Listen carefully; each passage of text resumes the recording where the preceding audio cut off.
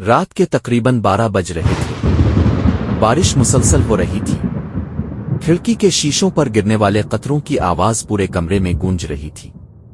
علی اپنے فلیٹ میں اکیلا بیٹھا تھا۔ اس کے والدین چند دنوں کے لیے شہر سے باہر گئے ہوئے تھے اور پورے گھر میں صرف وہی موجود تھا۔ باہر موسم سرد تھا لیکن علی کو عجیب بے چینی محسوس ہو رہی تھی۔ اسے معلوم نہیں تھا کہ اس رات اس کی زندگی ہمیشہ کے لیے بدلنے والی ہے۔ کچھ دن پہلے علی نے اپنے مرحوم دادا کے پرانے گھر کی صفائی میں حصہ لیا تھا۔ گھر تقریباً 30 سال سے بند پڑا تھا۔ گرد آلود کمروں اور ٹوٹی ہوئی الماریوں کے درمیان اسے ایک عجیب آئینہ ملا۔ آئینے کا فریم سیاہ لکڑی کا تھا جس پر پراسرار نقش و نگار بنے ہوئے تھے۔ شیشے کا رنگ عام آئینوں جیسا صاف نہیں تھا بلکہ ہلکا سا دھندلا تھا۔ علی کو وہ آئینہ پسند آ گیا۔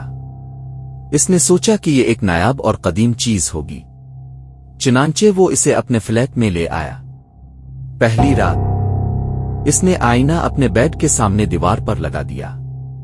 رات کو سونے سے پہلے جب وہ آئینے کے سامنے کھڑا ہوا تو اسے کچھ عجیب محسوس ہوا۔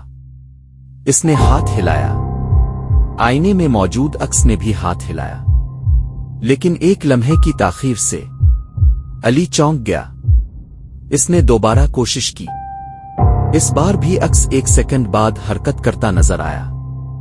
شاید میں تھکا ہوا ہوں، اس نے خود سے کہا اور سونے چلا گیا۔ اگلی صبح سب کچھ معمول کے مطابق تھا، لیکن رات ہوتے ہی اس کی بے چینی واپس آ گئی۔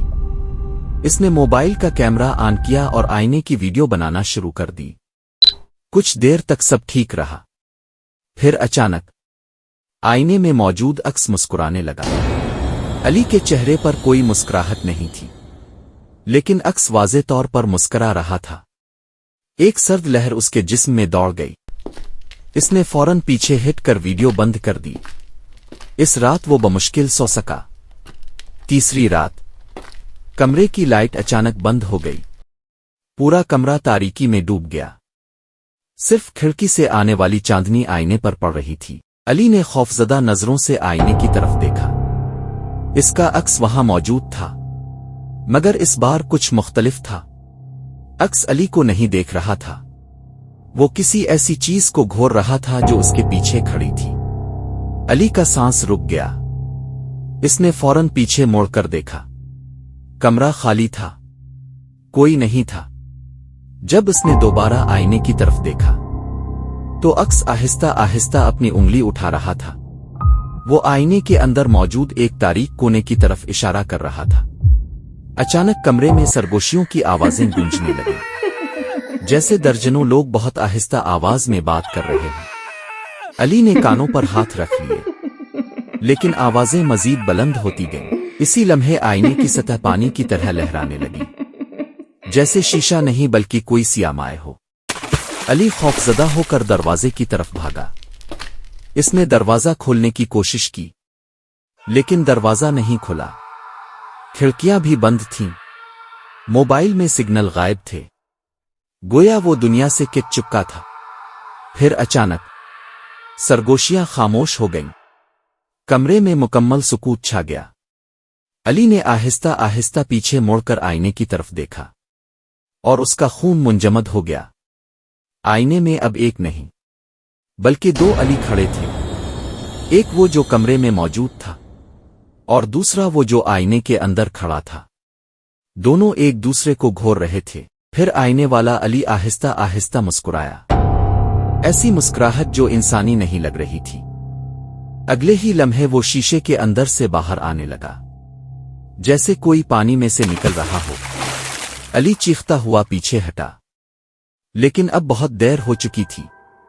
آئینے والا وجود مکمل طور پر باہر آ چکا تھا۔ وہ بالکل علی جیسا نظر آتا تھا، ایک جیسا چہرہ، ایک جیسی آواز، ایک جیسے کپڑے۔ فرق صرف اتنا تھا کہ اس کی آنکھیں مکمل سیاہ تھیں۔ اس نے آہستہ آواز میں کہا، اب میری باری ہے۔ اچانک کمرے کی تمام چیزیں لرزنے لگیں۔ ہوا میں عجیب شور پیدا ہوا، اور علی کو محسوس ہوا جیسے کوئی طاقت اسے کھینچ رہی ہو۔ اس نے مزاحمت کرنے کی کوشش کی، لیکن اس کا جسم قابو سے باہر ہو چکا تھا۔ چند لمحوں بعد वो बड़ा रास्त आईने की तरफ घसीटा जा रहा था।